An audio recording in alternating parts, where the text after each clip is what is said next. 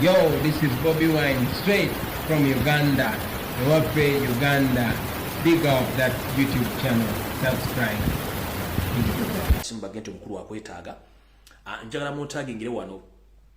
Iyo seriti bahabro tabasira mutano wa kare seriti tamzizide sagabisibe. Njagala mutagi ngire jeno sali musale wonna wali abere ku video eno. Njagala mutagi ngire abasawo, njagala abere ku video eno. Njagala mutagi ngire Hamis Chigundu owa Ham Smile because bitia Hamis Chigundu abere ku video eno. Nabagaga mu Kampala muri basingo bujira mbere ku video eno.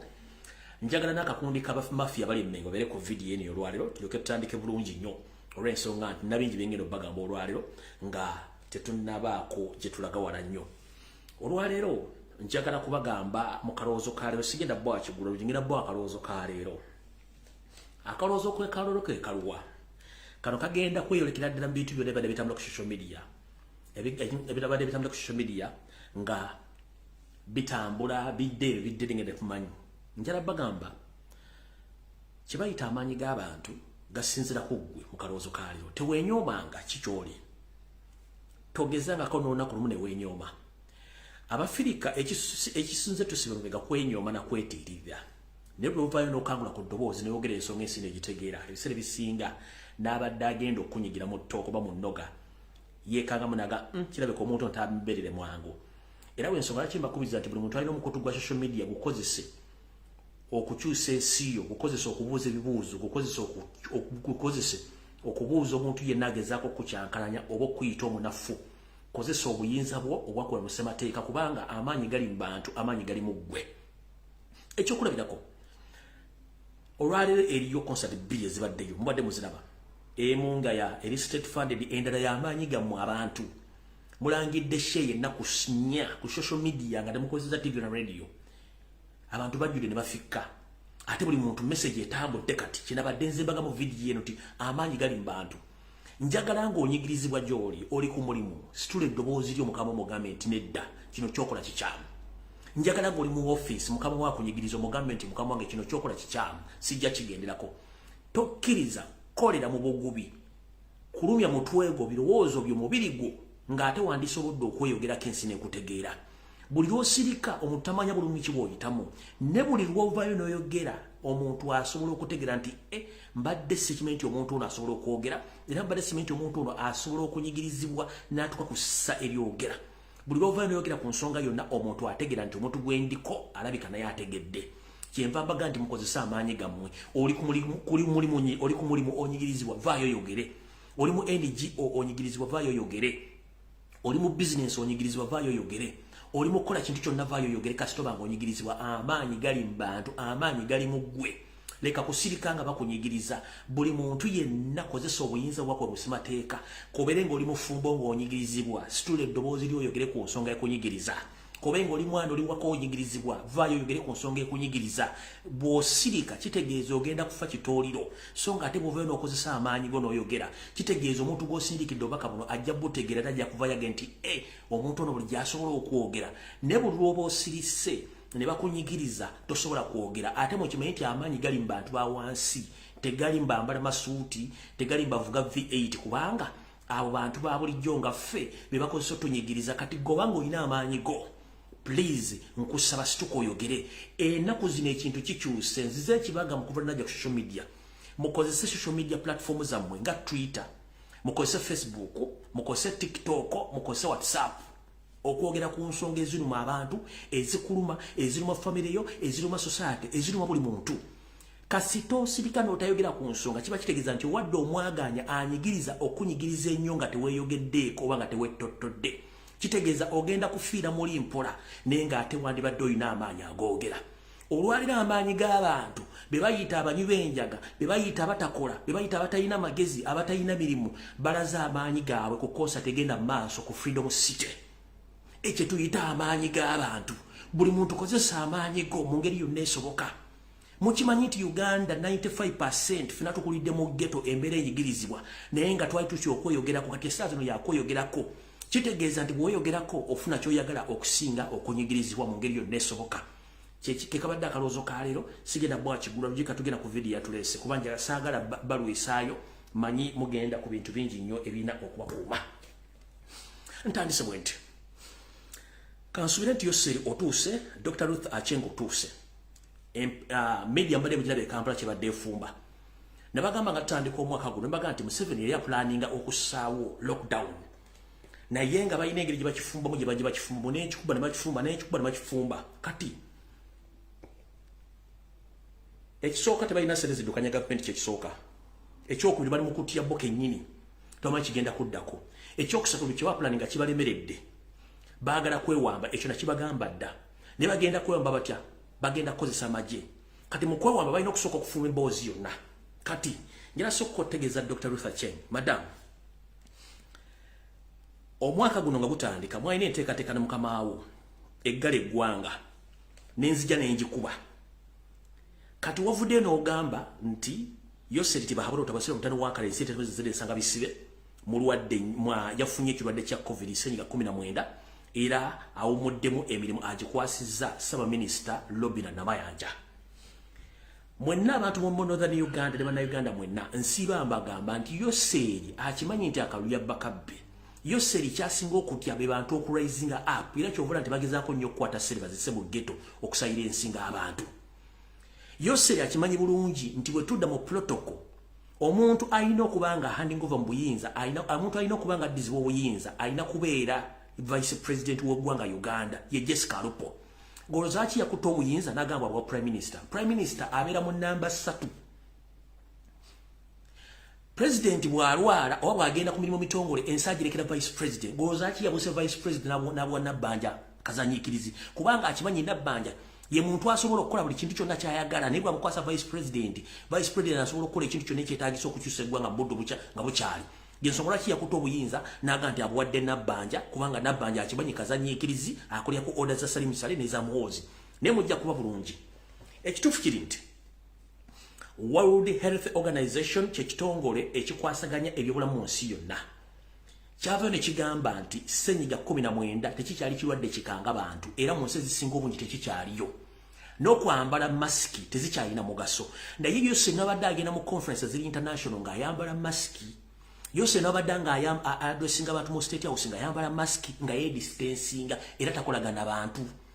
Naye olw'okujja nti bano abasajja babazanya omuzannyo gw'omutategeera.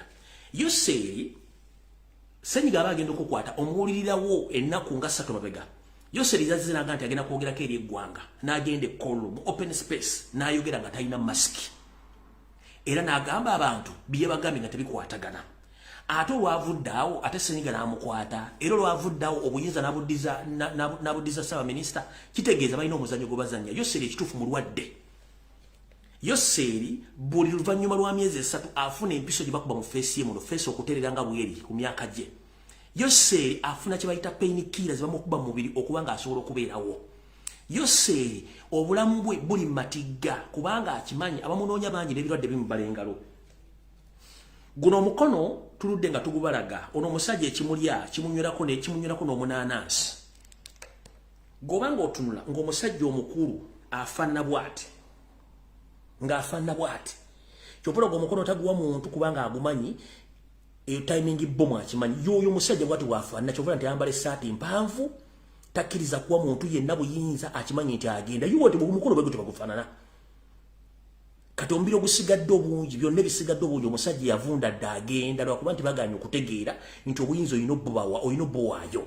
Kati oyo omusajja bwati wafaanana kyovula nti abeera buli mu essaawa yonna omukono bagusigako ebizigo bamukuba empisa bamujjanja bagenda okujja okwogera mu public ng'amaze omukanika tasobola kujja kulwogera mu bantu nga si mukanike mulwa kuba temumanyi kiri mu nnyumba ya sitaani. Ennyumba ya sitaani ekutta omuliro.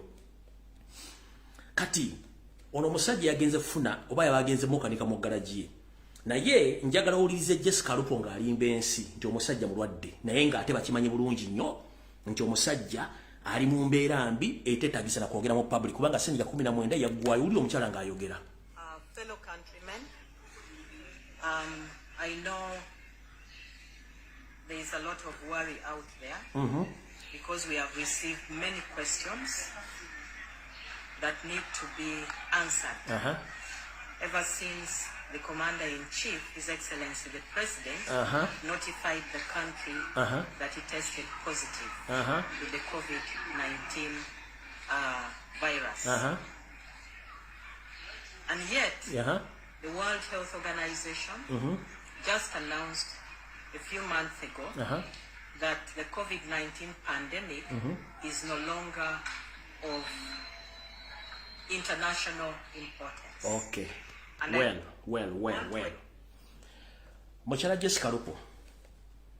Obyesereze gwanga gwe kenyini tomanyi gyolagana gyova.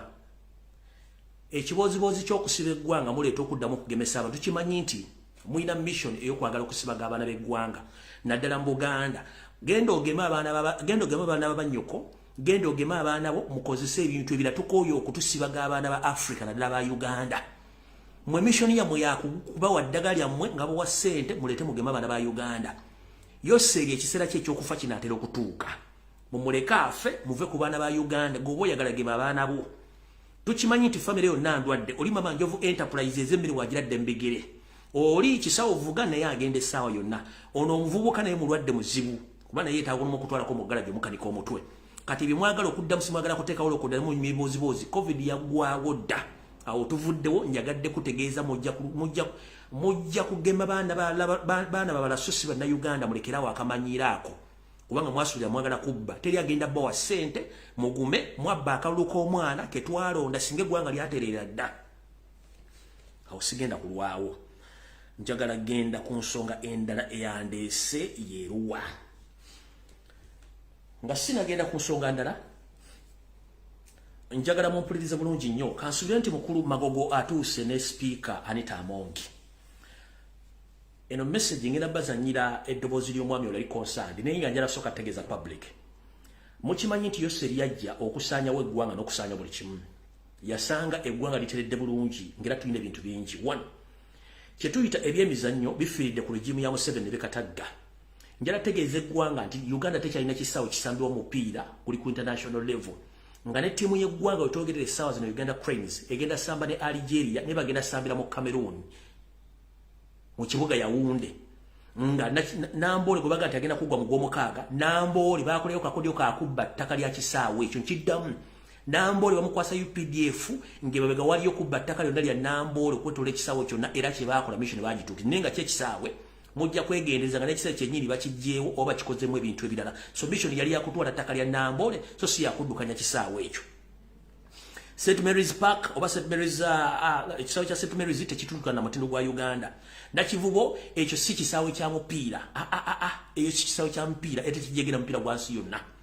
Njeru tekisobola kutuuza mupiira gwa nsi yonna. Kati ekisaawe kya Uganda ettiimu ya Uganda tekyalina wegenda kusambira mupiira. Ate egenda gusambira bweru. Njala sooka bazannyira voice note eno then nga mwetegeka eringa ekigula luggi tuleke tugende ku mawulire amatuufu agaatuleese. Ogamba kibuladi wange kyekiriwo gyebali gyonna webale byokola byonna. Njale kuyisaawo akantu kange kano tekayinza kweya ddakiika nnyingi naye nga 18 omwezi guno Uganda Cranes egenda kuba ezannya omupiira ne Algeria ng'ogusonsa bagenda okuzannya mu African Cup of Nations. Ekyewuunyisa gaayi wange ekyewuunyisa Uganda Cranes yebadde erina okuhostinga omupiira guno nga yerina okukyaza Algeria. Oba okitegedde Uganda Cranes ebadde erina okukyaza Algeria ennaku z'omwezi nga 18 omwezi ogw'omukaaga omwaka 2023. Confederation of African Football oba giyite CAF yazze mu Uganda okwekenneenya ekisaawe Uganda kyegenda okuzanyiramu omupiira n'eggwanga lya Algeria. Era aba CAF babadde kuno mu mwezi oguwedde ogwokutaano mu Makati mu Alemei aba CAF batambula bajje kuno balambula ekisaawe. Uganda Cranes kyegenda okuzanyiramu ne Algeria okusunsulamu abagenda okuzanya mu African Cup of Nations. Aba CAF we batuuse kuno bagambye Uganda teina kisaawe kyonna kituuka mutendera gwa CAF era kuzanya mupiira ogwo. Uganda terina kisaawe kyesobola kuzanyira mupiira gwa African gwa CAF ekiri certified ne balambula ekyenjeru ne balambula ekya Vipers ne balambula ekya Nambole ne bagamba mu Uganda temuli kisaawe kisobola kuzanyiramu mupiira gulimu ku tiro gwa CAF. Muganda wange Lumbuye batugambye omupiira tugende tuguzanyire e Cameroon. Uganda egenda kuzanyira e Cameroon naye nga yezanyanga host country. Wulira obuswavu tugenda kuzanyira e Cameroon nga tuzanyanga host country to Algeria. Naye tugenda kuswala mpaka wa Uganda. How long is Uganda going to be embarrassed? Tugenda kuswala mpaka wa owulidde nti no munna ekitanda kyogenda okuwasizaako omukazi tosobola kumuwasizaako ekyo ekitanda kibi nnyo omukazi genda omuwasize mu kitanda kya neighbor. That is the implication. Omukazi bw'oba owulira nti omwagala nnyo okumuwasa ogenda muwasiza ku kitanda kya neighbor wo. Ekitanda kyo tekisobola bufumbo. Ekitanda kyo tekisobola bufumbo.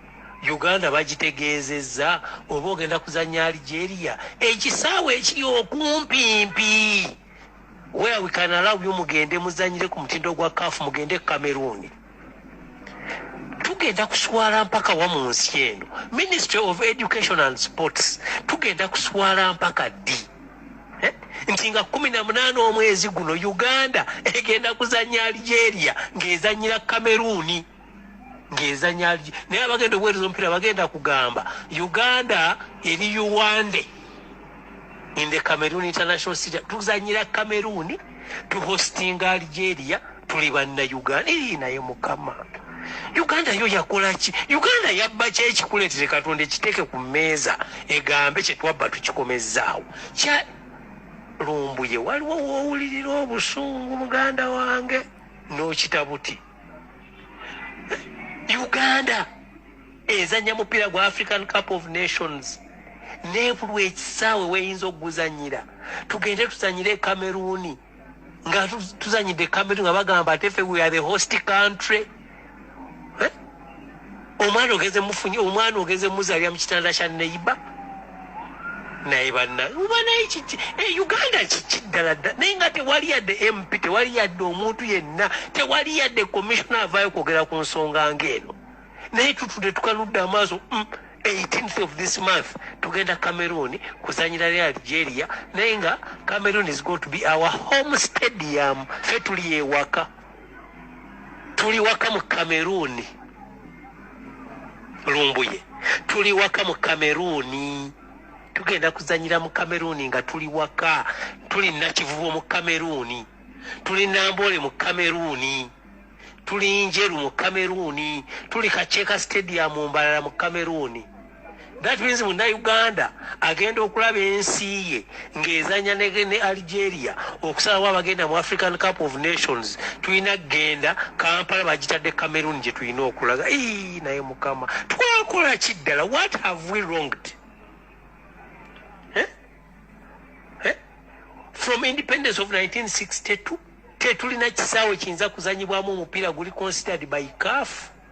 Batugamba mugende Cameroon gye muba muzanyira muteekemu abazanyi 3 tiketi ba match officials tiketi mupangise hoteli mugule ebyokulya mugule emmere mukole ku insurance ya medical mukole ku visa mukole ku tiketi kugenda Cameroon kuzanya mupiira nga muine ebisa mukama naye kiki? Alright, ekyo mukiwulidde. Kansubire kati wano wendaga video entufu etandise ekibadde ekigulalo ky'amawulire. Hamis Kigundu kansubire nti otuuse. Njagala musale video eno yolala mugiteeke ku mutimbagano gwonna. Mmanyi muli basanyufu nnyo olwa muganda Ferusu wa Kimenke okuba nti omupiira gukubye munda. Njagala musale video eno mugisale mugiteeke ku social media wonna. Kubanga tukyalwanirira ggwanga lyaffe ffe ba ghetto youth abava mu ghetto bana Uganda abaagala enkyukakyuka. Maze ebbanga kuno nga nzija njogera video kuno. Nina video bazigenda mu 10 mekasi zimanyi Mukama Katonda antaasa kubanga nange ebigo byenjogedde ebimu ndaba biyitirivu nnyo. Nentegeeza banna Uganda mwenna obulawo buli ku Yoseeri.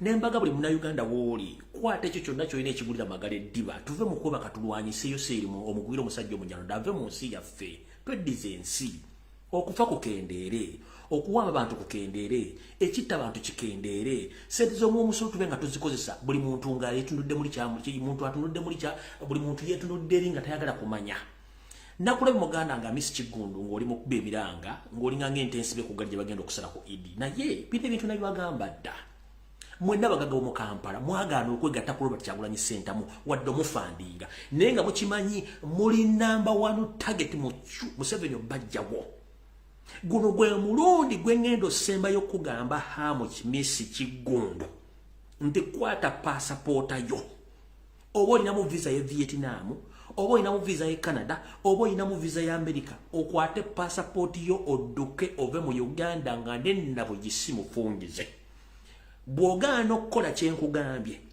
Miss Kigundu oli mwana muganda ozaalibwa Masaka okulidde mu Kampala ebisigadde byonna Allah ajja kukulamula olw'emputtuuzo olwaleero lwensembayo okwogera erinnya Miss Kigundu mu kamwa kwa nkulabula kwata passport yo otambule ove mu ggwanga Uganda saagala otunulire nti ogenda kuswala otya abadde yeeyita omugagga mu Kampala nga ne Africa oganti ekumanya nti oli mugagga kankubuulire obulamu bwo businga ebibogagga byogera nti olina eng'esi bibyo tukimanyi bulungi ng'ensi ebimanyi okwo okwebuzaabuza ng'afukaana abantu gonna mazzi ssebo njagala kutegeeza ensi ekimanyi nti ebintu byolina si byo ebintu bya Museveni byajje ne tebya Muhoozi n'akabinja akalakookolera naye nakugamba akabinja ako ne bw'oli katuulamu togenda fuukanga bo ejjanzi teribuuka nanzige okulwa ku nnyumba za Lolendo kikufuula nnyinizo bw'osula mu gala gitofuuka mmotoka Hamu guno gwe mulundi ogusembayo kugamba nti kwata passport yo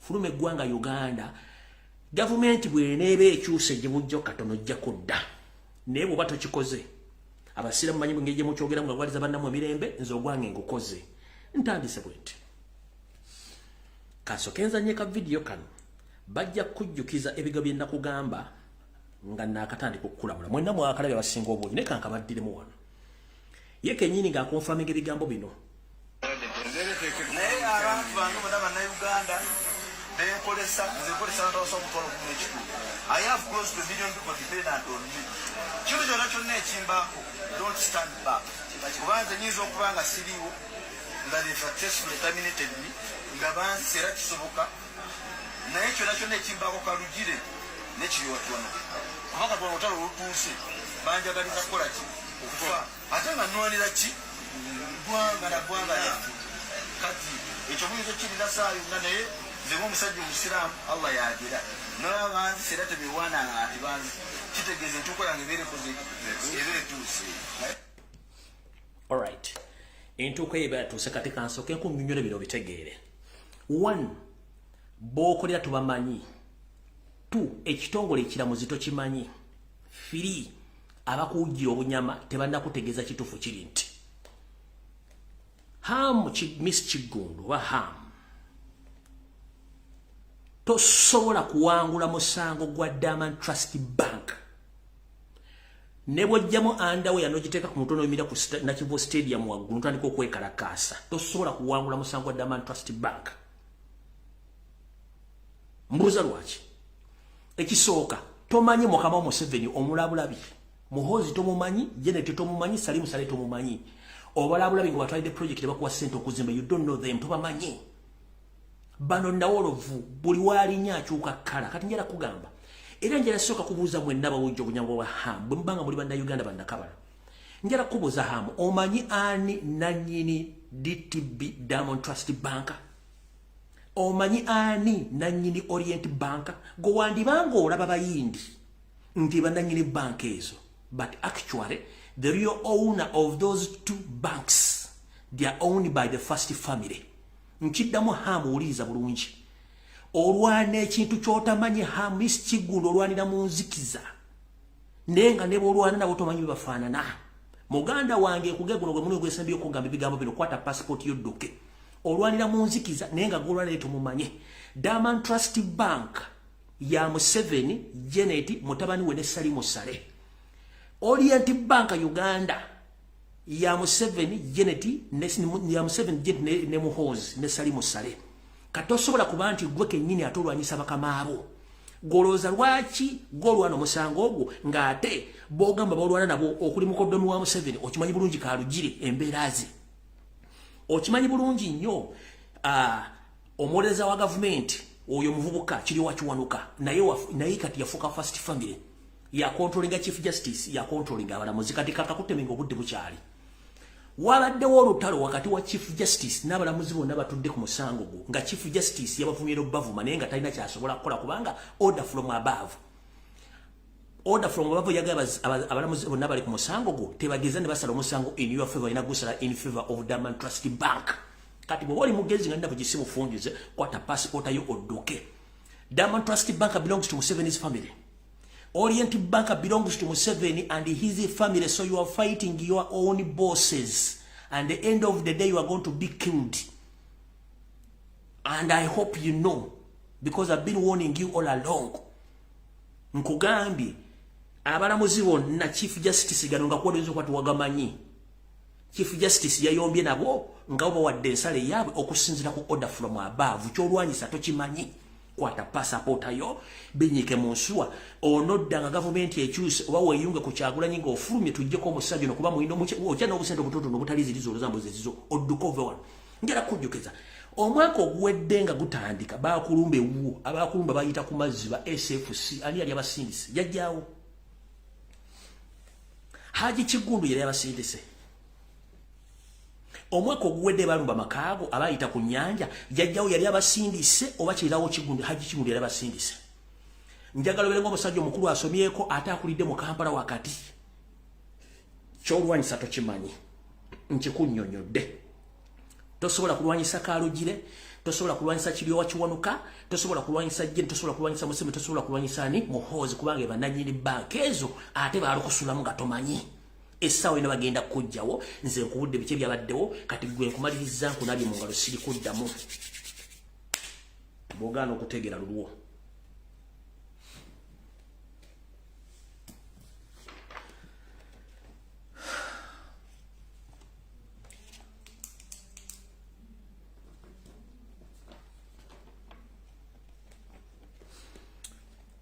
tugenze ku nsonga endala Yoseri manyi kuno kwoli era nkimanyi nti enteekateeka zonna zifudde ettogera ye pressure kuliko yakututte okuwummula noga nti toli mulwadde wadde ng'ovunda ntijagala kutegeeza bannayuganda nti mwandiddamu okuwulira olutalo nga lubawukawo e Congo nga bwe lwali ekishangani Museveni bwe yalwana oba Kagame lwali n'amagye ga UPDF ne batta baganda baffe bangi nnyo mu lutalo lwabalukawo so waliwo olutalo oluteeketeeke oluyinza okubalukawo wakati wa UPDF ne n'amagye ga Kagame nga galimu ne M23 era nga olutalo luno luteeketeeke lugenda kubeera nga comedy oba staged war nga mission yaabwe mission ya Museveni ne Kagame ya kusikiriza international community olw'ensonga nti bano bakitegedde nti omusajja president wa Congo Tshisekedi yabategeera emizannyo gyabwe gyonna era mbategeeza bannayuganda mwenna nti mutegeeze baganda bamwe bonna bali mu UPDF batwalibwa okusulibwa e Congo nga nabo gisimufungize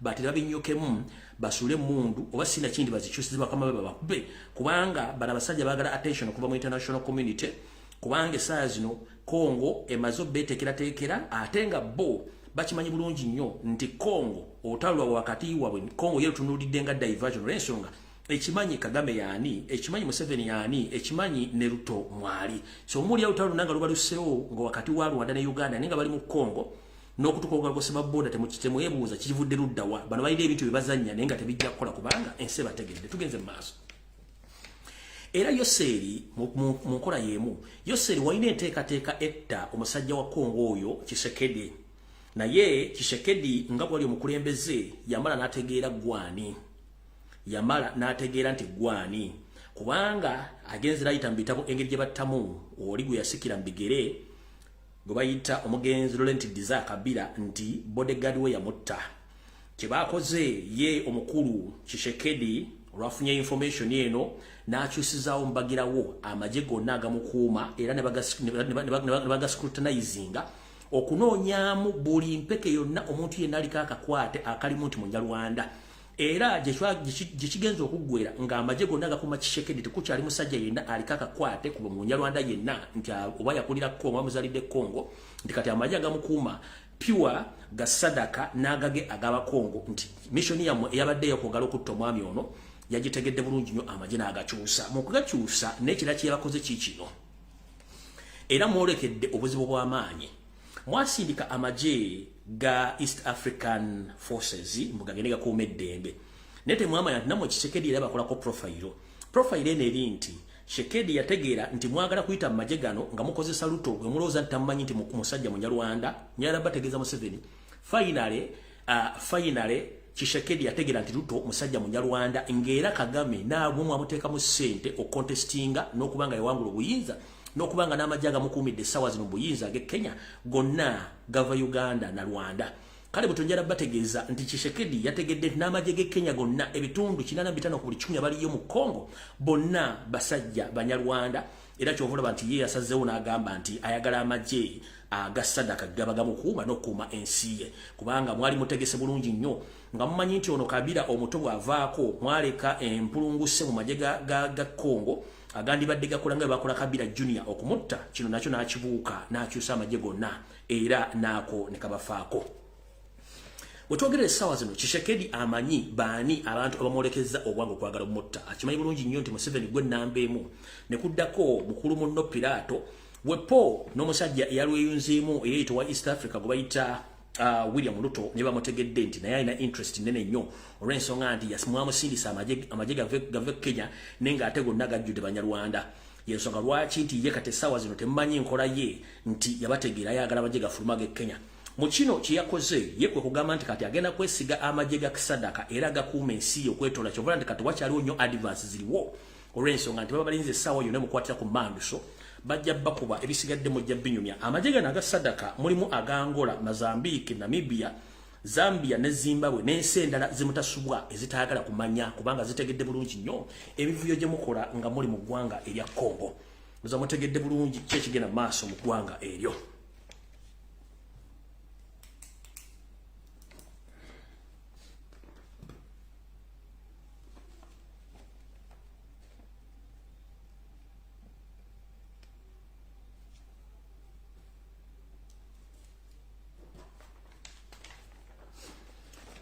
All right. Buno obaka njala bugendere bana Uganda bonna abali mu Uganda naddala bali mu Buganda. Ntekezeddwako kusira mu sources zange ez'enjawulo nti Yoseri Tibahabulwa ne mutowe Salimu Sale wepona akabinja k'Abanyarwanda ekintu kye babadde bakola bakikyusizaamu kitya. Mu Luweero essaawa zino waliyo ekiwamba bantu waliwo ekitta bantu nga babajja ku ttaka era we twogenda kati Museveni ne mutowe Salimu Sale bataddewo detach ez'ekimpatiira naye nga detach zino ziringa camp za kutulugunya n'okutta abo abatasobola kukkiriza biragiro bibaweebwa mu Luweero. Kampu zino za mirundi esatu. Kampu esooka yerimu abantu bonna abajiddwa oba bawambiddwa ku nsonga ezikwatagana amataka. Bano bali ngoma wali ditachi bagita ngoma ditachi. Ngendo buli muntu yenna ngo bajje mu Wakiso, ngo bajje Luweero okwetola ebitundu byonna byonna. Tebacha abatwala ntibabatwala mu makomera batekayo ditachi nga yamaje. Gye batulugunyiza abasajja n'abakazi bonna bannanyini mataka abasinga obungi ne bafa ne babaziika eyo. Njagala muvuye mu wakane ntemuyina detach mu ngoma ngeno yo ediringa n'abantu bonna bemba muwambi abafudde kagubiru ku ttaka lyabwe nga balizoninga out nga mwagala oddiwamba eyo kampu esooka. Kampu eyokubiri gye bawambiramu kati abantu ne batwala kampu ziri mu Luweero 2 waliwo kampu gye basibiramu abasiramu bokka ne kampu ey'aba political prisoners abaana ba national platform bonna bawamba nabo basibira mu kampu yanjawulo. Njala tegeeze eggwanga nti we twogerera Yoseri alina kampu ziri 3 ziri mu Luweero ey'engoma bagambi y'abantu bokka abawambibwa ku mataka oba abagibwa ku mataka abagezaako okulemesa enteekateeka za Museveni bano ne Salimu Sale batwalibwa eyo ne batulugunyizibwa awulira nga akoyo okutulugunyizibwa n'asayininga empapula waziyitibwa transfer form bwa n'awaayo endagaano zonna ezikwata ku ttaka alemereddwa nga mugumu nnyo ng'omuvule ono yakomekerezeddwa ng'atulugunyiziddwa nattibwa n'aziikibwa mwezo kampu oba zetuyita detach Museveni zeyataddewo. Bano ba political prisoners abasinga obungi nabo babakola ekintu kyekimu, bababuuza kikyemuzaako basajja batu ne bakazi batu ba foot soldiers ng'amaaso mmye kubanga tebamanyi biki bigenda kuddako mu ggwanga kubanga nabo bawagizi ng'abantu abalala. Abasiraamu bo babalanga buyeekera kyovula nti buli kaseera baba bagenda okukola mission. Museveni kennyini asoosayo poliisi n'amagye ne iso ne CMI okugenda okutega ebintu ebifaananyiza bbomu n'emmundu mu maka g'abasiraamu olwo najja n'ayola ekyalo kiramba ne bakitwala batandika okutulugunya abo. Mujjukire ebyafaayo bya Yoseri n'abasiraamu si birungi nnyo okuva mu 1997 n'okutuuka lwe yawangula obuyinza mu 1986 lwe yagenda mu bitundu by'embala eyo n'atandika obbawamba nga bajja mu Buganda n'ebitundu birala n'asooka acunyabo n'asalabo ng'asala enkoko n'okutuuka olwaleero ekyamufuukira ekizibu nti wawulira erinnya lye bayita omusiraamu era munnanga batakwagalirako ddala. Ne neewuunya abasiraamu basugumbiza naye ate nga bakimanyi bulungi nnyo nti ontayagala ku ddiini ya Buyisiraamu.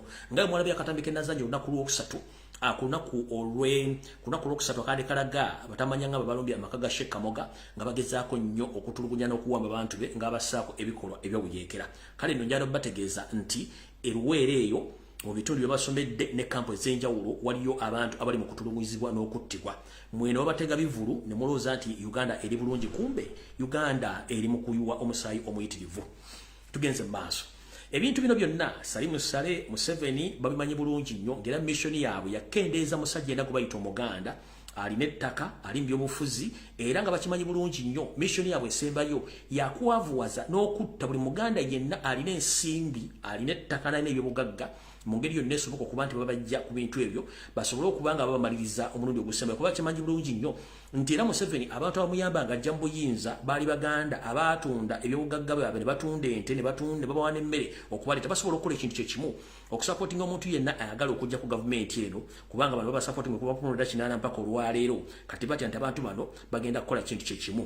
Buli muntu yena bw'omuli nti yafudde kaadi ya kalesti simanyi yafudde yazikidde buzikizi tiyazikidde kubanga oyo si kandi oba balumu nti amasannyalaze gagenze. Yoseri akikola kagendere ng'omukadde akogga nti ayina enzita nnyingi nnyo bw'aba takutezze katwa akutega Uganda Revenue Authority aba takusereza Uganda Revenue Authority akutega accident oba takuteza accident buti nakutega emisango egikutwala mu kkomera bakusiba nawe ne weewuunya oba takuteze misango gigenda kukusibya mwana wattu obaluka bwalusinga biberenge bino bya popcorn gwe ne bakuziika ye ng'akimazizza kubanga bamanyi nti omulimu gwe agukoze. Yensonga lwaki nti alina bamashinale bangi abatambula bakola emirimu gino nga beekazanga abafuka banaaba kubanga bo bakimanyi nti teri asobola bategeera mu nkola yaabwe ey'emirimu. Kale butyo njala bategeeza ti Munnayuganda yenna ng'oli Muganda olina essente olina ettaka weegendereze nnyo. Omanyi ebyange mbyogera mpola mpola bya kisaazi naye ne mbaleka ne mutandika okwefuya emizimu. Emyezi ebiri mabega nabava ne bagamba bw'oba omanyi nti obadde buloga wa National Labourers Movement nga wali akusedeza Yoseri ogenda kufa nenzija ne mbatirako olukalla ne lubatagaza naye nga mukimanyi bulungi nnyo nabo mukimanyi nzire mubategeeza kye nayogera kikyaliwo bw'oba olina engeri esobola okufuluma eggwanga eryo fuluma ffe tekwagala muntu yenna afa fuluma otherwise ekiri atabala ekiri n'asigadde waka bagenda batta kubanga ababatta we bali mwabeerwanako temusobola kwerwanako bagenda batta ekyo nakibagamba Janet abayita bifiire kuba tannakyabeetaaza ne muganya okutegeera awo tuvuddewo tugenze ku byensoma. Gwe taata maama kojja alina omwana asoma nkuwagaabuwa ensobo ekyusa amaaso nga naawe envuba okyusa.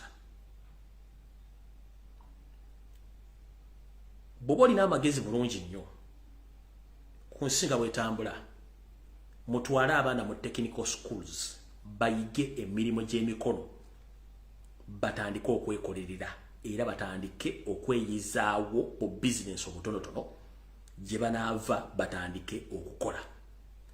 Embeera nga bweyimiridde mu Uganda teri mwana wo agenda kujja muli mu Uganda ne bwana balina diguli 85 nga yasoma teri wagenda kujja mulimu. Kisingako okukwata omwana muteeke mu technical school oba kisingako omwana muteeke mu bizinesi yo musomese muteba suubula muteba ddukanya bizinesi era omubuulire embeera nga bweri asobole okwekekkanya ssente zimukwata okusomesa abaana teri kyogenda kukungula mu kusoma kwa mwana oyo kubanga enteekateeka nnamutayike y'okutta education system ebulako ebitundu 30 okusaanyizibwawo ddala. Lwenzija nayogera ebigambo bino mulowooza nsaaga diguli ya Uganda mu nsi yonna tekyakkirizibwa nti eri valid nfu. Yensonga lwaki nti during Mutesa's regime, during Obote's regime, during Amini's regime, Lutwa, Lule, ani bonna buli mwana eyasinganga okusoma bamusanso bamu act yagendanga ku kye tuyita state funded scholarship nga temuli mu kusosola mwana wani. Njagala buli muntu ali kuno ng'ompuliriza bulungi nnyo ompe reference olwaleero nja okugenda okudda ku Sunday nzanye amaloboozi gammwe. Abayizi abali Makerere buli faculty bwe baba bayina abaana 100 abasoma course abaana ebitundu 6 ku buli 100 bonna Banyarwanda. Buli faculty mu Makerere University 60% bwebanga 40% banda Uganda naye ng'ate ne chance ezifuna oba eziqualifying ntono nnyo. Genda Nakawa, genda Ekyambogo, genda buli institution esinga obungi bonna abaana basinga bonna Banyarwanda kubanga bapulaninga ekintu kye mutamanyi. Njagala osooka ombuulire wano mu myaka 15 emabega eggwanga lya Tanzania libadde libeesinga ku education ya Uganda.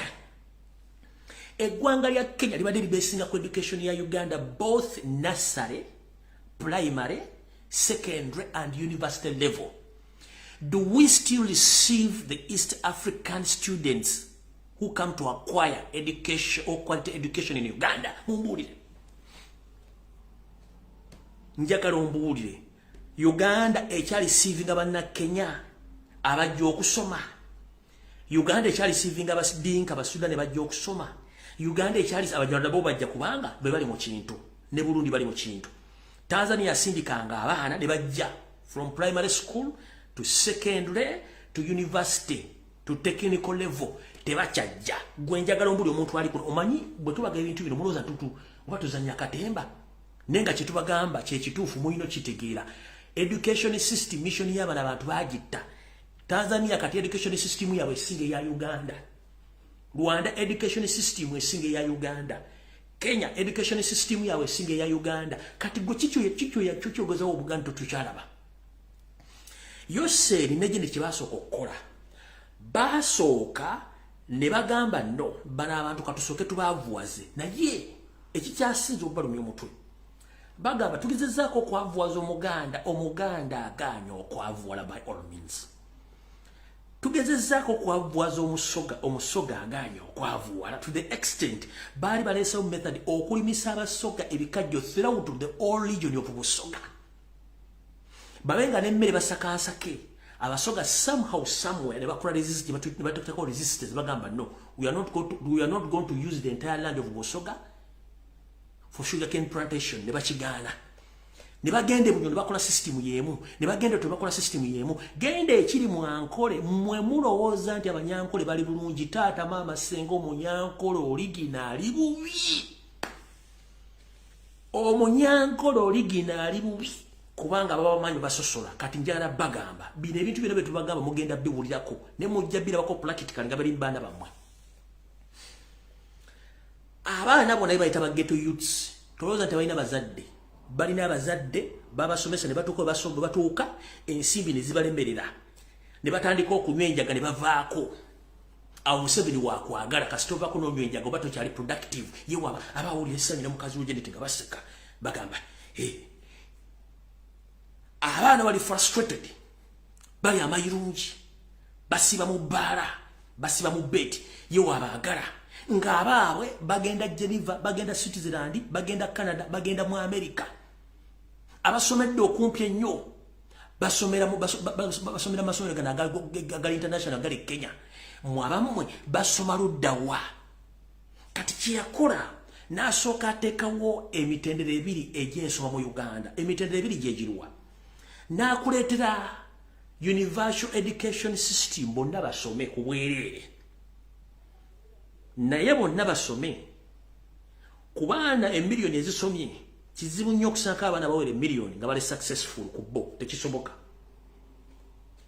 eyagamba nti a universal education system ate n'akuteerawo level nti waliwo quality education oba ensoma ey'enjawulo singa oba osasulidde omwana mu international schools eyo n'agiteekawo n'akuteerawo eri wakati nti singa oba osobola okusasulira omwana wo miliyoni okudda waggulu omwana wajja kubanga asoma bulungi naye jjukira omwana asomera mu international schools ye mwana wa minister mwana wa MP omwana wa state house ne state house besasulidde kati gwe nakiganda sekiganda omusajja omusoga omunyolo omulugwala ayinamu akasenta gante kanefiriza nsomesa omwana wange gotwala omwana mu agakaani lyani gotwala omwana mu city parents yani gotwala omwana eri ku somero lya wakuwambuzi gotwala mu masomero ga Janet gonna gali nagali ku international level ga St. Lawrence ga St. Mary's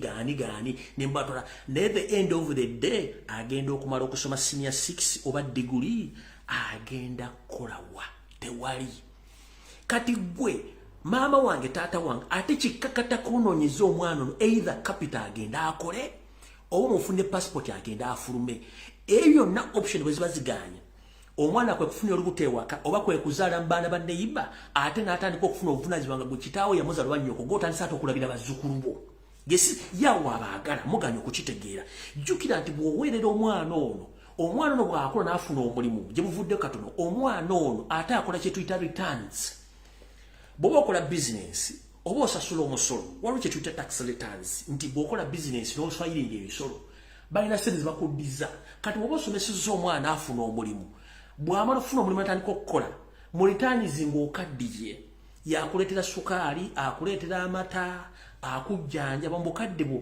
ge magoba goyinza okuba oli kati maama magoba mugenda gajja ludda wammwe mugenda gajja baganda bange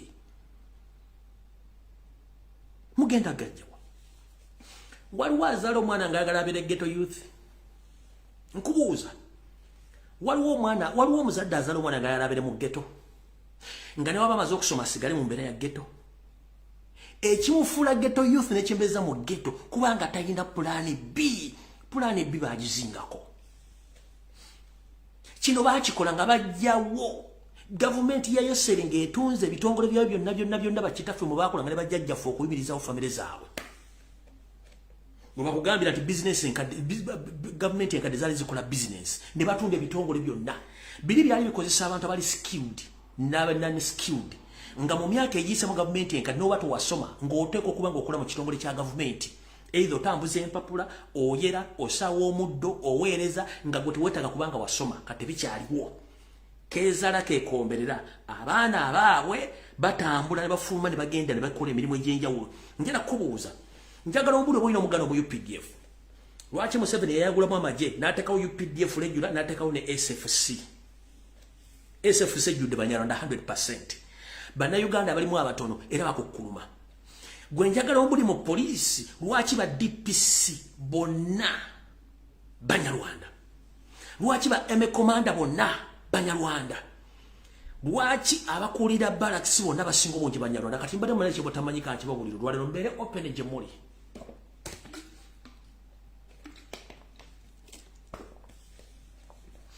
Njogera n'abaana ba UPDF basinga obungi. Basajenti bakopolo baani bakugamba twandiyagadde okulibalatinga eggwanga lino kubanga naffe tulina obulumi. Naye buli muntu yenna ayitako order Munyarwanda.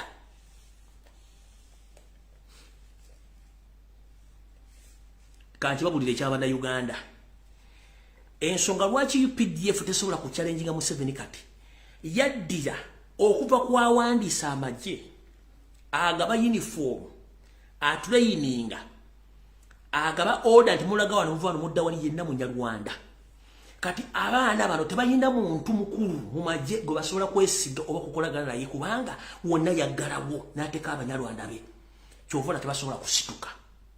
N'olwensonga yagadde tegeeza Uganda nti nga mukyebakkiriza muli mutulo mufuluuta eno Munyampulukuka musole to mention amaanyi gali mbantu UPDF ejja tusangayo naye tukozesa obuyinza bwe tulina okulaga abasajja bano tusobola bwe munaagaano kikola n'omwana gw'ozadde agenda kuzalira baana banne ku lujja otuuka okufa ennyumba ye bagitunde bagiryemu ekyemisana n'ekyeggulo yensonga lwaki nti ennaku zino mukola ebiraamo tebakyabikkiriza bisoma kubanga abaana baba banoonyamu kyagulira bagala ddiba nabo baveewo edda kyabanga kizibu nnyo omuntu okujja okukana ebibugaga bya kitaawe no kubanga yakimanyi omuzadde ampeeredde nfunye ebyange lwaki ngenda nnwanda ebibugaga byaki bya muzeeyi ne kati kino kiri bwe kiti bakikola nga bakimanyi nti tulina baavuwaza babeere stranded basobole okuba nti batuuka ku levo zetubaagala ku levo zebabaagalako zeziruwa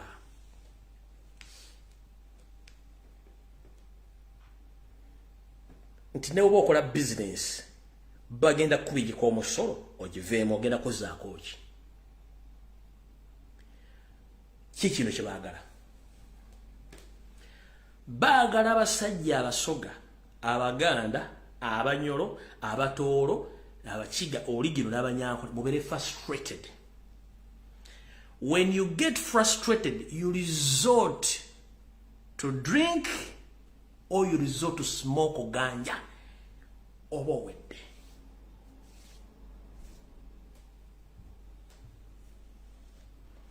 njagala ombuulireyo mwabeera mu gete ziri mu Ntebe Mukono Kampala Wakiso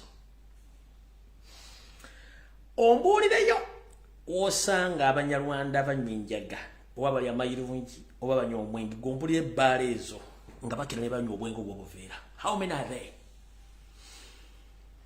Muli mu ghetto mumbuulire bali bameka? Bali bameka?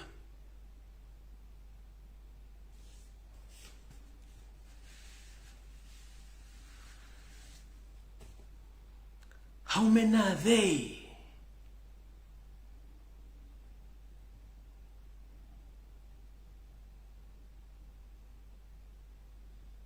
Bali bameka?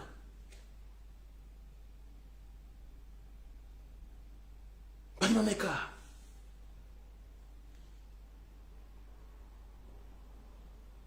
Tebaliiwo kubanga enteekateeka weeri mwe muzikire bo bakole ebyabwe. Yensonga lwaki boogera ku ghetto? They mean the indigenous Ugandans.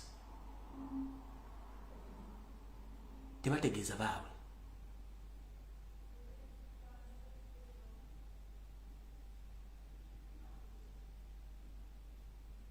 Mpulidde bulungi nnyo.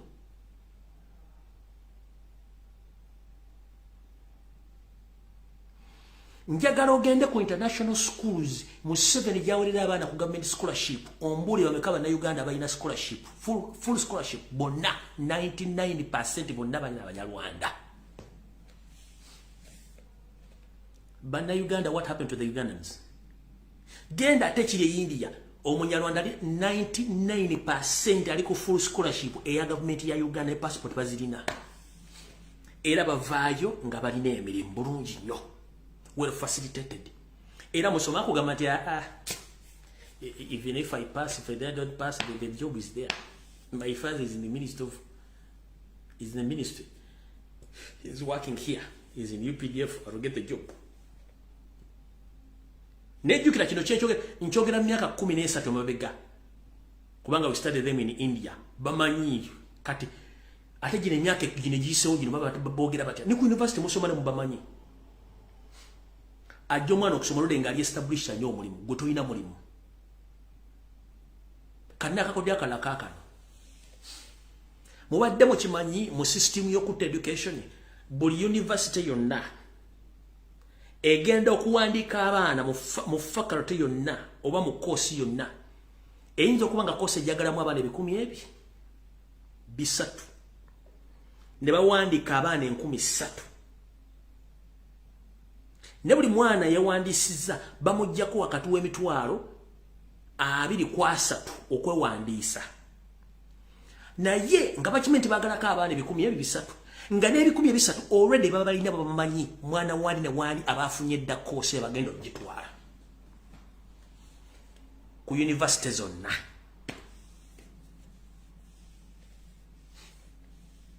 gwe nokanya omwana wange tebamwadde ekifo ate yo ngenze ku university tugenze wano omwana asomye P7 amaliriza luli omwana wandikanga first choice nofuna grades baagala essomero likubira omuzadde legad mama munange ati omwana wo yatuwandikira ano yatuwa first choice naye engeri gyakoze obulungi ekifo kye weekiri bakyakubira essimu gwe omuzadde university envuddeyo nvudde ku P7 nziza ku P7 wentandikidde edda batuwanga ne tujjuza amasomero g'oyagala okusomeramu singa obukoze bulungi noteka kuga buddoga nabisoosa simanyi ani era ng'olufuna grade ezo essomero likubira omuzadde w'omuyizi ne mugamba waaye nti wakoze bulungi muna ekifo kyo gyeki ani gwe bakyakubira essimu ani gwe bakyakubira essimu tugenze ku senior 4 n'okola bulungi nnyo oteekako first choice mengera kusoma n'ofuna grade zennyiriza baagala bakubira essimu bakyakubira essimu tugenze ku senior 6 mwe kati system eriwo baba bagenda kuyingiza abaana nga 3 katugembe King's College buddo abaana 3 already ebibiri baba babifunye dda kine 10 sokolete yawo kamo kitundu sokolete yawo ekinana ate nga toli kushuwa deal nti omwana wagenda funa ekifo nokomekeza ngo omwana yasoma King's College abalirida agenze mu Kampala second bagenze muzajjaze kukolima nga jagenze education system bwati bagikoze kubanga kibagala bwetebere they used to call parents to mwana oyo yatuwa first choice tumuwadde ekifo ani go bakyakubira essimu tumwanda muwadde ekifo kati bwe kiri mu university bwe kiri ku secondary level bwe kiri mu institute kubanga already bachimanyi they need to get money from parents but already they have the numbers and they have the people who are going to take those courses or those positions.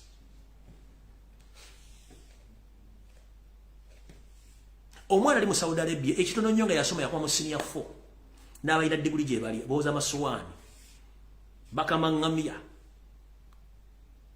Omwana ali e Dubai yasoma alina degree alina diploma bafuka batabuzi bakyala abala okwata migoja security alinganga akuma banka akuma banka ayimidde ku mall bwati omwana alina degree ayimidde ku mall mwana musoka muganda mulugwala mucholi munyankole mutoro ayimidde bwati musajja wattu naga kiche kyanje kyansomesa okitegedde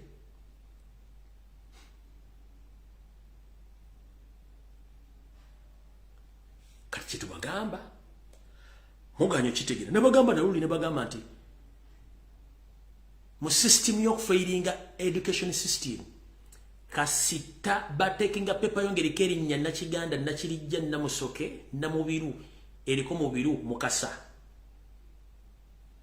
ansa ne wabantufu ngo badde ogenda funa grades baagala bakwanda marking bakusala obubonero kasito bangu oli muganda to frustrate you yesongola ki masomero gasinga obungi deputy HM ayina amanyi okusinga HM nchidda yensonga lwaki deputy HM asinga headmaster amanyi kubanga deputy HM yakolera ku state orders kubanga temukimanyi system bwetambula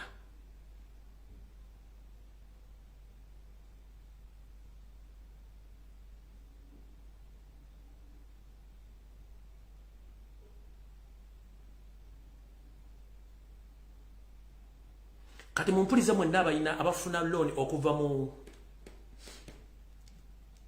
Pride Microfinance nabagambye ngenda kukola video ya samu na ekitundu abafuna loan mu Pride Microfinance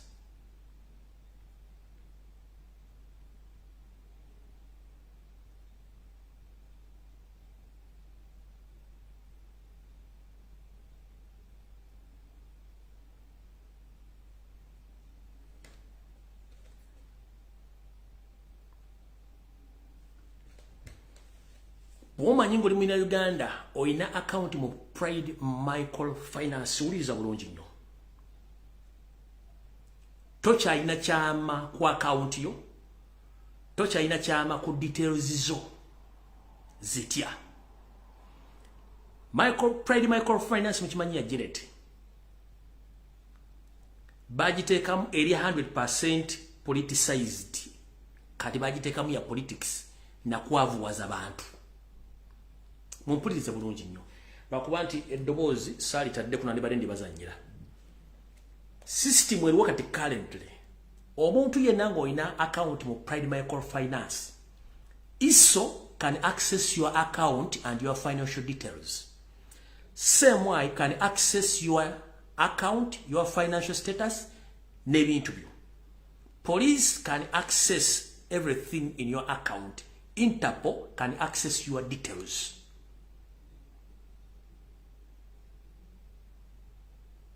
How and when? Kiri bwekiti. Bana basajja Janet yante inanye bank eyo. Akimanyi bulungi nnyo nti eriyo abantu abawola ssente nga bannayuganda.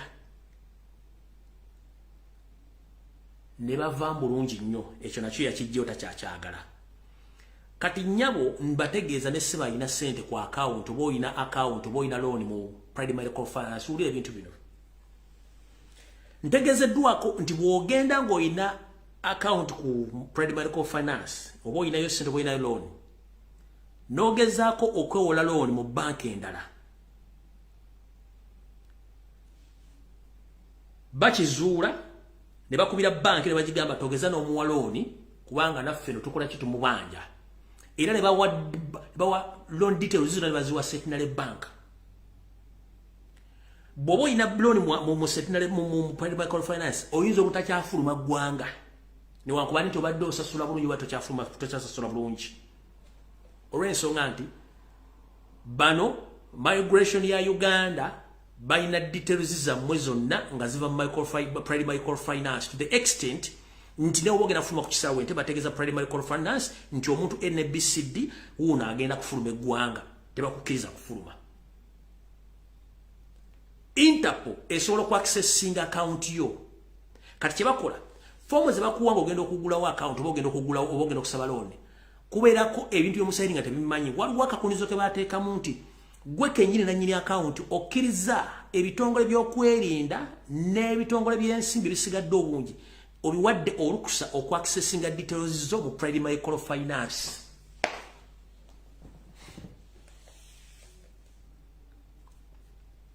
Mubadde mukimanyi? Mubadde mukimanyi? Eyo gye bayita Pride Microfinance nga ya Janet. Temukyalina kyama, temukyalina kye musobola kukola kubanga bano bali willing to give all your details and information including ne fingerprints oziwaayo mu bitongole byonna ebyokwerinda kubanga eddukanyizibwa 60% Banyarwanda.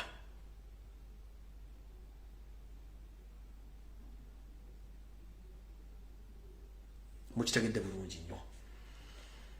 Awo tuvuddewo ndoza mutegedde bulungi nnyo.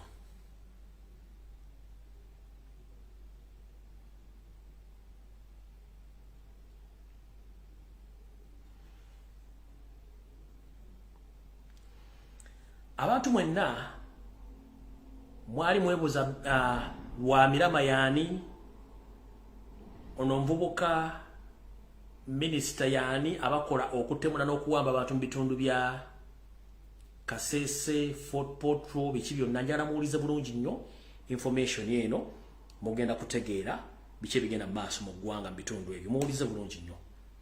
Ono Bright Lwamirama ne munne Minister tumwebaze Kajiji engeri gye battamu abaana ba People Power n'okuwamba amataka g'abantu n'okukola buli kimu kye bakola mumpulirize bulungi nnyo muwulire bulungi nnyo.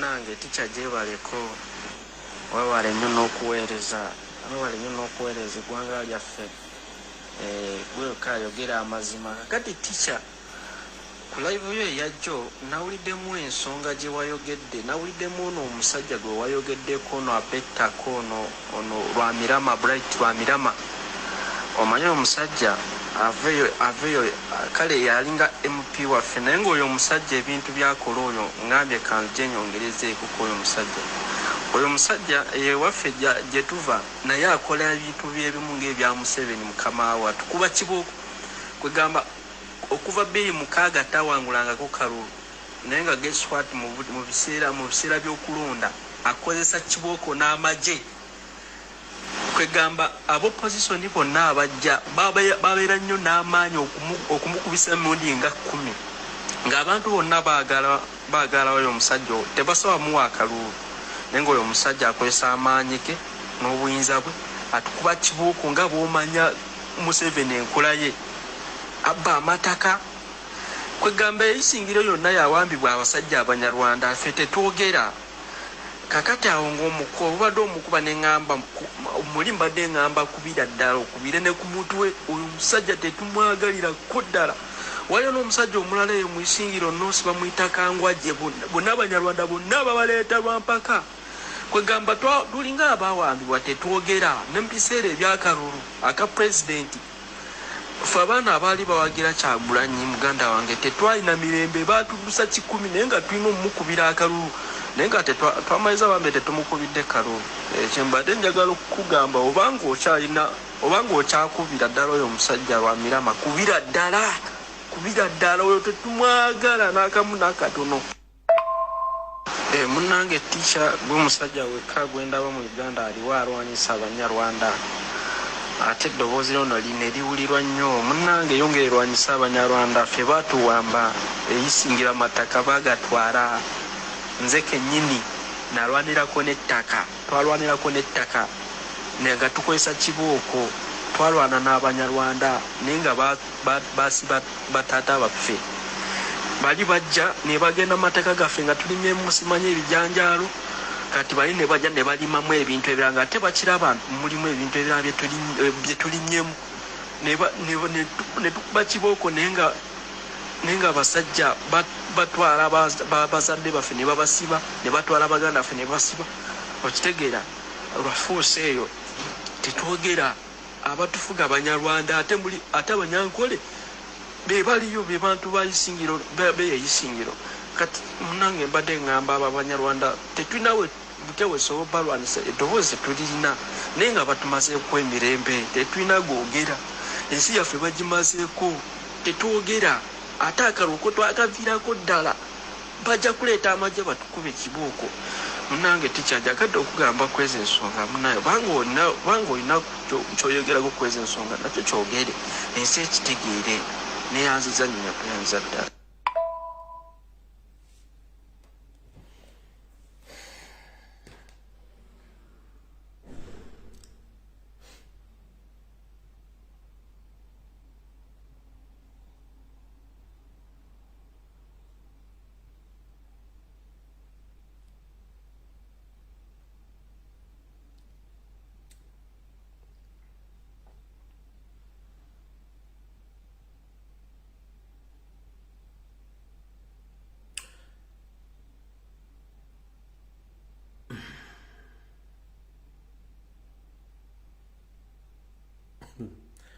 Muddugavu munno kaddugala najja ku ttaka n'akuwamba n'akutta n'akuziika n'atuwala ettaka lyo ng'akozesa omudumu gw'emmundu n'amagye mu Uganda. Olumu bikuggwako nebyoko nze mpuliza information mu gyempulira nga sijjagizanya nja kutiisa abantu n'ensirika ng'ebintu ebitiisa naye nga biri mu Uganda.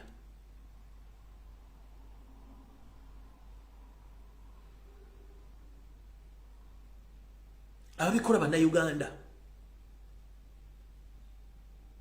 babikola ku bannayuganda bannaabwe. Kati bwenzijala n'empisaamu eggali abantu amu n'olya ng'oli akapaapaala gundi yanjogeddeko kino gundi yanjogeddeko kiri ne weewunyisa olunaku lwetetegeera nti abasajja bano be tuli bakyamu nnyo.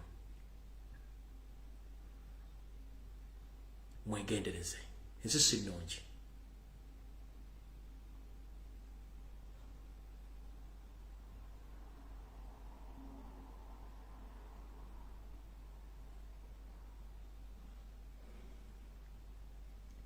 Yoseri mzaiti bahabulwa lutabayisira mutani wakale kinsete mzizide nsanga bisibe ne Janet Mama Njovu Enterprises ne muganda musali musale bine bimukola byonna mugenda bisasulira obudde kyekikulu kyabyo n'obudde bujja ate amaanyi gali mu bantu mutandise okugalabako okwange nkukoze tusinkane ku Sunday sawa 2 mu program ebimuli Mbulange Mengo mukama bankumi atakumira mpeera buli omugumya munno ng'omusitulwa buto tudde mutulwanira eggwanga lyaffe naye nga sinnagenda mbadde nerabidde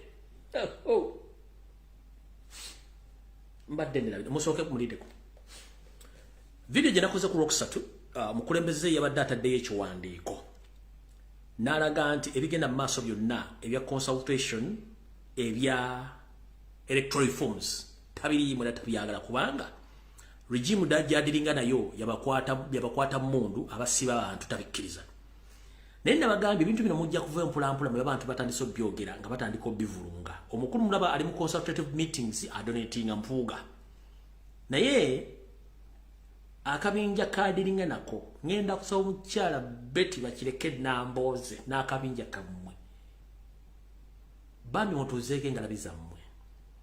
If you don't respect the president when he comes out and gives orders, please mutuleke ffe twagala buyinza. We are not here for political gamble or political games. We are here to change our nation. If the president gave out order that he and National Unity Platform, they are not interested in any electoral forms, and for you and your style group, you are moving around selling your ideas, the campaign group at Chakulani Setam indirect, you are making a huge mistake. I know some of you came in National Unity Platform as by the way because you didn't have any option. But we know exactly what you are planning and what you are doing. Abasingo banyibaliza kwati bawudde byo mwayogedde njagala nsanyire bana Uganda ngebbaluwa efulumi bagitegende president afulumize ebbaluwa eno ate njagala musooke mwetegereze nnyo bulijjo ba criticizers aba criticizing ebigo byenjogera bwe bategedde nti president ebintu bino yabijjeemu entera tabyagala bonna mugende mugobere platform zaabwe ani yavunudde ebbaluwa ya president ng'ennyonnyola ku butya bwe yagobye enteekateeka ya electoral reforms bonna mugende ku platform zaabwe nobody came out okutandika okunnyonnyola ebbaluwa nga byabadde ntegera bonna baasirise tekuli era kyobula tebashiyalinze ebbaluwa eyo tebagipostinze tekuli baginterpretingidde bantu okujjako nzedoza n'abantu nga babiri abaginterpretinze basigadde bonna baasirise kubanga yabakubye indirect nabakuba omuggo ne tubande baveewogere kati njala bategeeza president yabadde mukyamu kubanga akimanyi Namboze bino bigambo byo wabyogedde njagala ensewulire saagala gandi bakuwaayiriza oluvannyuma president okuyisa ekiragiro kibakuntu bino bigambo wayogedde byaki bwe muba n'omukisa nga mulina ofiisi ze mulimu ezisobola okuvaamu enteekateeka ne mugikozesa ne mubaako kyemutwala mu maaso ku lw'olutalo mukikozesa naye naffe tumanyi bulungi nti nno wano tetusobola kumalirawo nsonga era abantu tukyegambye emirundi mingi wano era kyetuvudde tusalawo tinotandika ne wiiki ejja tugenda ku ground wano tubadde tuzze kuteekateeka butya we tugenda ku ground nolwekyo office ya leader of opposition eweebwa sente z'omumusolo okuyimirizaawo oludda oluvuganya nga terukoma ku kibiina kimu naye lutwaliramu ebibiina byonna kakati leader of opposition kyakoze wano kwe kuyita ab'ebibiina byonna n'abaleeta wano ne tukkiriziganya nti bannange essaawa yeno tufulume tugende mu bantu tubeeko ensonga ez'obuvunaanyizibwa ze tubategeeza kati omulimu ogwo oba oli awo kubadde tetusobola kukolerwa awalala kubanga abantu kyebatamanyi si ffe tusalawo nti katugende tutuule munyonyo palamenti yekola ki yesalawo kasita sente zibazaayo tosobolaga nti bannange sente ze mwali mpadde okutuulamu emunyonyo muzimpe tugende tutuulemu ewa Namboze mu lujja tebajja zikuwa sente za gavumenti kwezityo nozikwatako tetuzikwata nako kakati tugenda kutambulanga parliament ate bwe tutambulanga parliament tulina ebibiina ebyatusindika mu parliament nabyo bitambule naffe kakati nekyo nakyo tusigalidde okiraba tulabe oba bwe tutambulanga oludda olutongole oluvuganya tutambulanga palamenti nawo poliisi etugumbulula netutwala nga tetulinnya nebyo nabyo ate era tubyetegeke. Mukyala Betty Nambozi Bashireke omukulembeze omulondo w'eggwanga Robert Kyagulanyi Ssentamu yagambye ebya electoral reforms tabiriimu kubanga tebijja kukola nga tukyali mu military regime ewamba n'okutta abantu nga yeerangirira ng'ebeewangudde akalulu. Kyonna kyemukola eky'okutambula kitegeeza mujeemedde ebiragiro bya president nga bwe yabadde asabye okujonga ebbaluwa yagiwandiise mu Lujapani nga yeetaaga ate mu Japani okujja ogibavuunulira. Yagiwandiise mu Luzungu Olungereza lumutegeera obulungi omwogera mu parliament. Ffe abavuunuza basobola okuvuunula tugibavuunula mu Luganda abantu bagitegeera. Kati gwe kigamba nti mugenda tambula ku ground, mugenda tambula mu nju z'abanyoko z'abakitammwe, mugenda tambula mu nju z'abaana. Okuva mu 1986 Museveni takkiriza mateeka ga yakulonda ate nga naye yagenda mu nsiko nga agati mu byakalulu. Kati mugenda kutambuza ngalabi zammwe nga mugenda kuyimya mboozi kina abantu. Twabasindika kugenda kunoonya nsimbi kujjako Museveni so si electoral reforms. President yagambye oyo bujwanga obujo omunyura kawunga ka kasooli tabiriimu. Kati mugenda tambula nga mwagazaaki. Twabebeda ka group ka mulimu kutambula muli eruwe simukono. Please mutuuze ku wansi mpumutu zamwe. Mumaze emyaka 22 mu parliament. Nete mukitegera nko tuyeli Uganda yetaaga enkyuka. Enkyuka tugenda kudda byakulonda bintu birala nnyo. Kati kitegeeze ebbaluwa y'omukulembeze yawandiise temwagitegedde era mugenda kukola nga mmwe.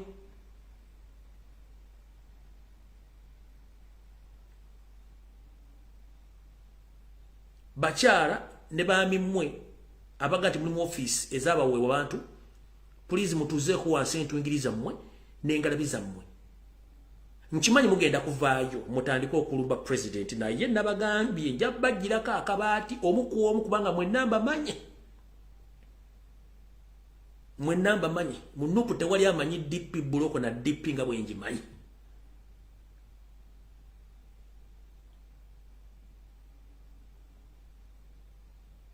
Abamu basonyiwa busonyi. Tukoyo obuvuyo bwammwe.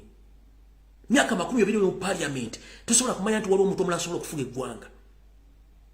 Mumbera muzanyo muli kubaka kasito wangu obuluwa bwa MP obumaze. Osubira allowance, travel allowance, osubira medical allowance, omugule motoka empye temuloleza ku muntu wa wansi. Temuna kimuloza ku muntu wa wansi. Koloza zanadwa nende ku social media nga njogera bigawero sina byakola. Abantu abatabana bintu byakola ku social media babirina. Ne because twagala kujja mu miziko gitasobola kumanya nti Uganda esobola kukyuka.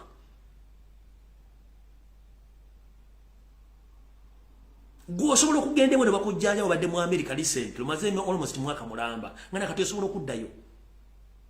Ne kakoza waabwe ali mu kiwunya ali mu katanga ali ekyanna mukaaka atasobola ku access nga genda mu America umuteesereza ki umuloleza kimono ligimu ya Museveni. Gwabana bolode bali ekipairi banafuna bagenda kufuna emirimu kubanga oli mu system. Naye abaana babana kwa basosolo musolo bagenda kusomera bagenda kufuna emirimu. Oyino mwana ogwozala ali kadama obase kadama omulina. Omulina. Kubanga osobola kuba motors ne bamu omulimu. Osobola kuba migration ne bamu omulimu kubanga bali mu system. Naye atasobola kuba simu eyo. Atasobola kufuna baluwe mu wa speaker ntegendo jjanjabwe. Oyagala abere kwani era tusigale ko kintu luyimba lumu lweruti twagala kukyusa buyinza by all means buli muna Uganda yagalire mu tuyoze.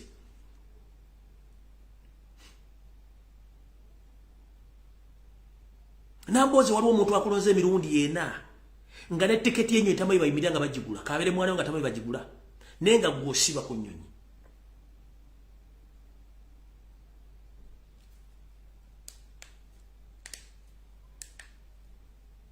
Abantu watandika na ombotale bakyali mbotale bayavuwala guwavamu wasukuluma ngokosa political ideologies zonojja n'otuukawo otuuka n'obalekayo nakati okyabalese babere mu mbeera yemu kubanga toyina idea yonna nti gavumenti esobola okukyuka n'abantu waleka mu butale ne bavaayo ne bakyuka nga bwe bwakyuka. The reason as to why kuba basajja ba DP buli mwana ava ku university ngajja wa DP kafutafuka kansala obwongo bukonera kubwa kansala tavaawo tasubira nti asobola ogenda kuwa chairman wa C5 kuba MP n'aluubirira entebe ennene bwe babeerawo kyekintu kyasinga okuntama ku baana ba Democratic Party the moment afunaka office tava myaka gyonna tasubira nti asobola okuvaako n'agende wonna wonna eyo mentality yasinga okunyiiza genda kono C3 giveeko genda kono C5 giveeko genda ku MP muveeko luubire wa president luubire ekifo ekire ne buli afuna ekifo nga wa DP sivaawo awo sisukkawo kubanga mwagala kubeera mu kintu kiri nga wooli utovaawo era ye mentality gimulina ne mutunulira omuntu awo musolo gwe bayita omuntu wa wansi ge maanyi g'abantu be mulimbidde emyaka 37 nga mujja ku TV ne mwogera olujja paali bwe munaga nti omukazi ayogedde omusajja ayogedde the end of the day olufulumaawo mubanga bayasidi muntu temuddamu kuloza ku kimbadde mwogedde mwaberanga ku TV ng'enseeba atya kubanga mwogera kati social media bafuukidde ekizibu mutuyita ba hooligans mukubanga bavuma lwaki tetubavuma lwaki tetubabulira ekituufu ate kimaze omuntu yena kasitombuli ekituufu akuyita hooligan kubanga tebaagala kuwulira mazima Pade Bitama yakugambye nti teri muntu ali mu opposition asobola kwagala kujjako mu 7 wa video njina ndokanji nabagidwadde nji batimbidde kamulu kuloba nchaji nawa mulu kuba nchaji nawa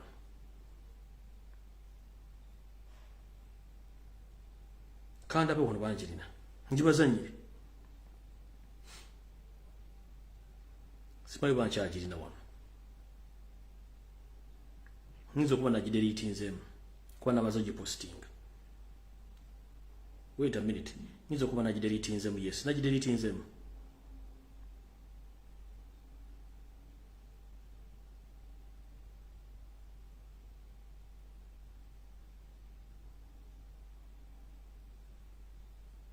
na delete nzemu yakugamba teri MP politician aiza kwagala mu 7 ya aveeko gwo omuntu wa wansi gwo ino okwerwanirira kumanya gemulaze ku Alioni scheme nga mutaddeka amaanyi aba state balanze ku TV balanze ku radio bayina state fund zimu hozi project yo mutaddeka amaanyi from nowhere n'abakuba ekivu n'abayiwa Windows bonna nemulangire naku 3 nikunya ku TikTok and I'm here to inform the government. Be very careful.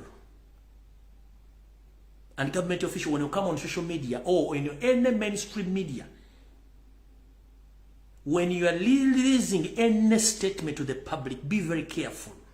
Any statement you make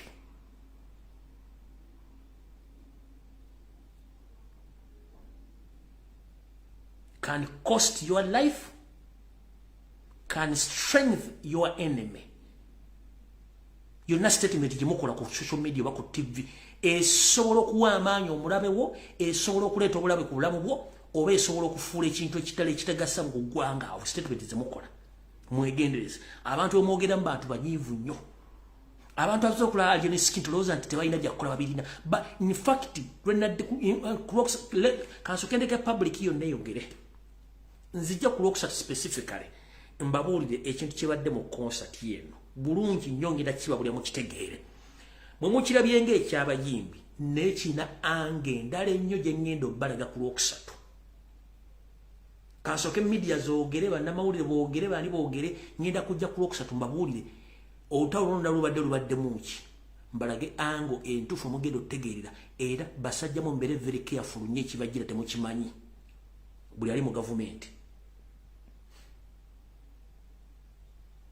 buli agirabe nga concert well and good girabe nga concert ngenda kuwa side ngenda gwe otamanyi ojja kutegeera wono otegeera nti essimu yo y'amaanyi wono otegeera buli statement gy'ofulumya y'amaanyi wono otegeera nti bw'oyimukira n'omugamba nti enough is enough taddamu kumanyira wono otegeera nti n'omuntu ajja mu inbox y'okutiisatiisa ne bw'omuvuma obuvuniro nga genda olye kino tajja kuddamu kumanyira ne bw'ono omugamba nsangaano kinkole tajja kuddamu kumanyira because ositusize eddoboozi lyo but the moment you keep quiet oba ogenze nabagamba media za Uganda mugenda kuggwa ebintu byonna bidde ku social media mukiraba kati ennaku zino mukira nti media etandise okugwa, TV zigudde, radio zigudde, ba presenters badduse mu ggwanga kubanga temwamanya nti waliwo ekintu ekigenda okukyuka trend ejjanga ya social media kubanga ne America bwe kino kyatuuka, TV zaafa, radio zaafa, tekyali azule muntu ali ku social media.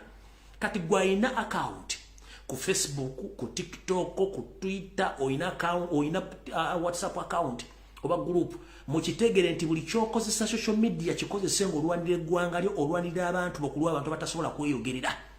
Gwoba tosobola kweyogerera, leka omuntu asobola okwogera ayogere. Don't criticize anyone who can come out publicly to say anything about that nation, because when we keep quiet, that country is going to be taken by the foreigners.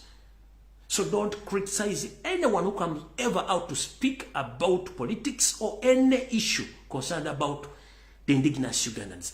Please, muleka abantu boogere. Don't intimidate people. Goyinza okukola video kuliko abantu 10 nga tomajiraze. Oyinza okukola video kuliko abantu 10 naye ngeri mitwalo 10 nga tomakikyogera. Mumekinge sure nti mukozesa eddoboozi lyammwe. Buli exposing omuntu akyusa. No exposing anava ku line.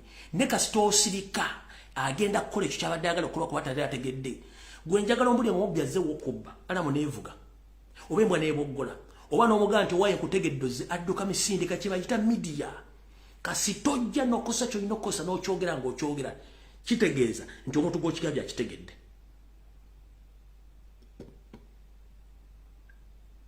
Mu nsi yonna abantu tebakyakozesa omuntu kati bakozesa social media to expose the regimes. Ekiri mu Senegal right now, influence yo nebadde ya social media. Oyo songo kubanga batadde government ku pressure social media. Okunona Robert Kyagulanyi Ssentamu kuva mu mwaluwo bali bamukwatidde omwagalo mmoto yali social media nakati mukyali ku social media mulwanira ggwanga. Nga teri TV presenter asobola kwogera bintu ebyo. Teri radio presenter asobola kwogera bintu ebyo. Bana byabufuzi basiriza kuba bafuna sente. Mukozesa amaanyi gammwe, mukozesa akamwa kammwe, mukozesa ebigambo byammwe temutya. Goyisa mwagali gye muyiseemu tuli kwatagana edda nga Museveni avuddeko. Mukaba 13 mpeera. Mwenaba.